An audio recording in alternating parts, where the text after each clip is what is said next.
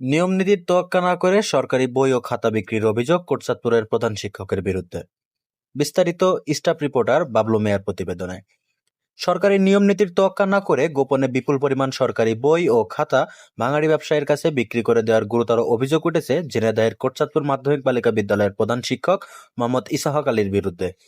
কোনো আইনি প্রক্রিয়া বা নিলাম ছাড়াই গত 13ই জুলাই এক ভাঙাড়ি ব্যবসায়ীর নিকট প্রায় 1095 কেজি ওজনের সরকারি বই ও খাতা বিক্রি করা হয়, যার মধ্যে 2021 থেকে 2023 সালের 725 কেজি সরকারি বই এবং 370 কেজি উত্তরপত্র রয়েছে।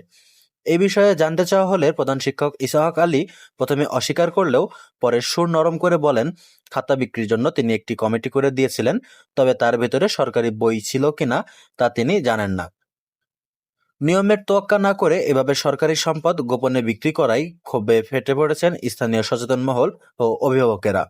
তারা এই দুর্নীতির সুষ্ঠু তদন্ত ও দৃষ্টান্তমূলক শাস্তির দাবি জানিয়েছেন। কোটচাঁদপুর উপজেলা নির্বাহী কর্মকর্তা দীপারানী সরকার জানান, বই বা খাতা বিক্রির বিষয়ে প্রশাসনকে কিছুই জানানো হয়নি। ঘটনাটি সম্পূর্ণ বেআইনি এবং তদন্ত সাপেক্ষে জড়িতদের বিরুদ্ধে কঠোর ব্যবস্থা নেওয়া হবে। সরকারি সম্পদ আত্মসাতের এই চাঞ্চল্যকর ঘটনাটি নিয়ে বর্তমানে কোটচাঁদপুর জুড়ে তোলপাড় সৃষ্টি হয়েছে। প্রশাসনের দ্রুত ও কঠোর হস্তক্ষেপই এখন স্থানীয়দের একমাত্র দাবি।